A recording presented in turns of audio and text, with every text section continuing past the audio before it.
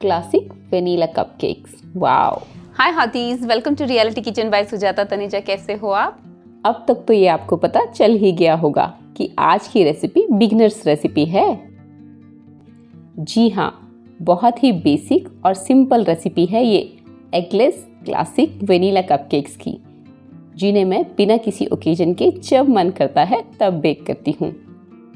Baking के नाम से जिनके पास ओटीजी या ओवन नहीं है वो व्यूअर्स उदास ना हो, क्योंकि आज हम गैस स्टोव पर कढ़ाई में बेकिंग करेंगे। यकीन मानिए, इन आसान spongy eggless bakery style cupcakes को बनाना रोटियां बनाने से भी ज्यादा आसान है।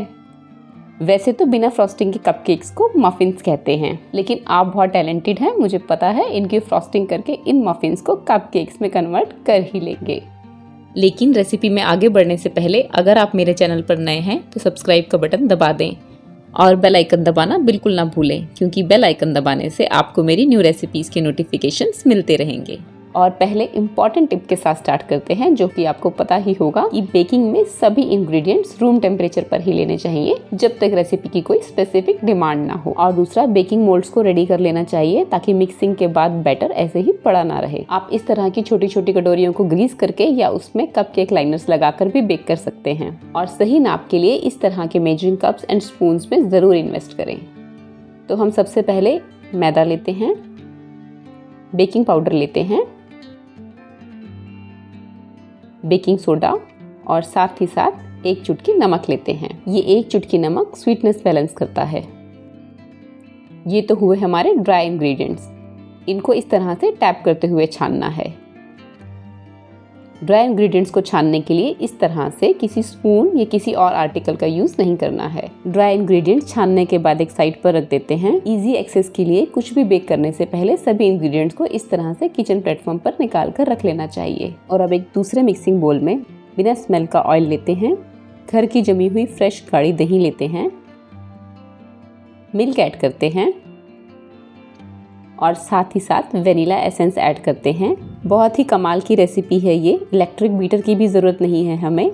सभी चीज़ों को अच्छे से हैंड विस्कर से मिक्स करेंगे। एसेंस डेयरी प्रोडक्ट्स और अंडों की स्टिंकी स्मेल को कवर करता है। कई बार एसेंस थोड़ा ज़्यादा डल जाने से वो गले में लगता है, तो थोड़ा सा ध्यान रखें, be specific to the recipe. और सभी चीज़ें अच्छे से मिक्स हो गई हैं। अब हम इन वेट इंग्रेडिएंट्स में पाउडर्ड शुगर छानेंगे। रूल वही रहेगा, टैप करते हुए छानना है, क्योंकि हमें ड्राई इंग्रेडिएंट्स को एयरी और फ्लफी बनाना है। इन शुगर ग्रैन्यूल्स को हम यूज़ नहीं करेंगे। फिर से हैंड विस्कर का यूज़ करते हैं और अच्छे से सब चीज़ों को मिक्स कर लेते हैं। और इस मिक्सिंग के बाद हम कढ़ाई को प्री हीट होने के लिए रख देते हैं। बेकिंग में प्री हीटिंग मस्ट है। कोशिश करें एल्युमिनियम के और पुराने बर्तन यूज़ करें बेकिंग में। और मैंने 2 कप के आसपास ये पुराना नमक यूज़ किया है, जिसमें मैंने पहले कुछ बेक किया था। और बड़े गैस स्टोव की मीडियम हीट पर 15 मिनट तक इस तरह से एक रिंग लगाकर अच्छे से फिट होने वाले ढक्कन से कवर करके प्री हीट करना है। और ओटीजी में बेक करने के लिए टेम्परेचर की डिटेल मैंने यहाँ पे दे दी है। अब हम वेट इंग्रेडिएंट्स में ड्राई इंग्रेडिएंट्स बैचेस में छानते हुए ऐड करेंगे। जी हाँ, एगलेस बेकिंग में मैं ड्राई इंग्रेडिएंट्स को 2 बार छानना रिकमेंड करती हूँ। और रूल वही रहेगा, टैप करते हुए छानना है और इस तरह से cut and fold method use करते हुए अच्छे से मिक्स कर देना है।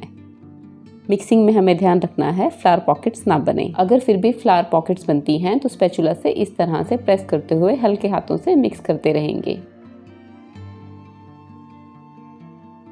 अब हम ड्राई इंग्रेडिएंट्स का सेकंड बैच भी इसमें छान लेंगे। टैप करते हुए छानना है। बस ये छोटी छोटी टिप्स होती हैं जिनकी वजह से हमारी रेसिपी एकदम परफेक्ट बनती है।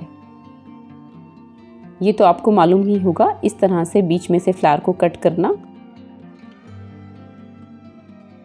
और फिर हल्के हाथों से नीचे से ऊपर की तरफ ले जाते हुए फोल्ड करने को ही कट एंड फोल्ड मेथड कहते हैं।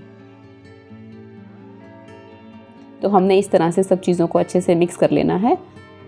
और हाँ, बेकिंग में सिलिकॉन स्पैचुला यूज़ करने से काम बहुत आसान हो जाता है।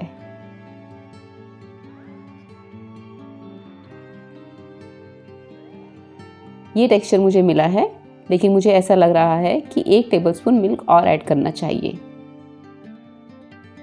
अच्छे से मिक्स कर देते हैं। Weather, temperature, quantity and quality of the ingredients, moisture in the ingredients ऐसे बहुत सारे रीजंस की वजह से हो सकता है आपको ये 1 टेबलस्पून मिल्क ना भी डालना पड़े।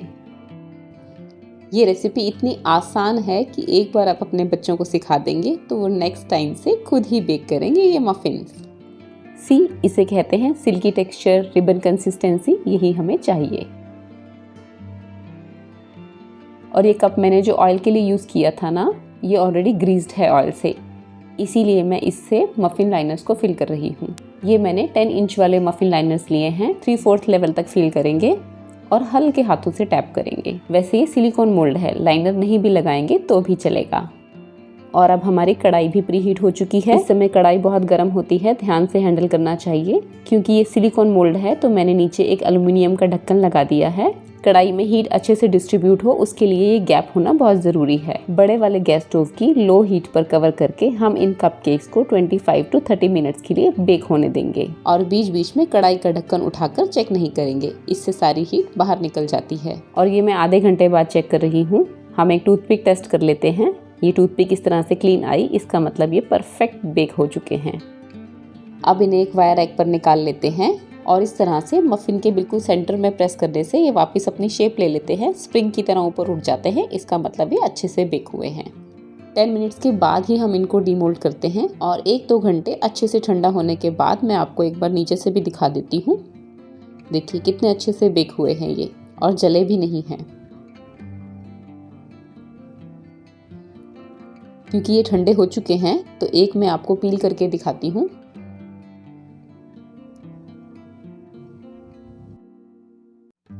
सी, लग रहे हैं ना बिल्कुल बेकरी स्टाइल मफिन्स। कौन यकीन करेगा कि ये घर पर कढ़ाई में बने हैं। और कितना स्पॉन्जी भी है ये, एकदम जालीदार। हमारी ब्रेड बेकिंग्स में ये जाली होनी ही चाहिए। इसके टूटने से ही आपको पता चल रहा होगा कितना जालीदार है ये। एक मैं आपको कट करके भी दिखा देती हूँ। सी, अगर आपको मेरी रेसिपीज़ अच्छी लगती हैं तो आप मेरी न्यू रेसिपीज़ की नोटिफिकेशंस के लिए मेरे फेसबुक पेज को फॉलो करना बिल्कुल नहीं भूलना। और ये मेरे कुछ रीसेंट बेक्स हैं जिन्हें मैंने इसी रेसिपी की तरह कढ़ाई में बेक किया था। रेडी रेफरेंस के लिए इनका लिंक मैंने डिस्क्रिप्शन बॉक्स में दे दिया है, आपको ज़रूर पसंद आएंगे। होप करती हूँ कि अब तक आपने रियलिटी किचन को यूट्यूब पे सब्सक्राइब भी कर लिया होगा और फेसबुक पे फॉलो भी कर लिया होगा। जल्दी ही मिलती हूँ अपनी अगली रेसिपी के साथ। तब तक आप अपना और अपनों का ख्याल रखें। और आपको ये रेसिपी कैसी लगी मुझे कमेंट करके ज़रूर बताएं।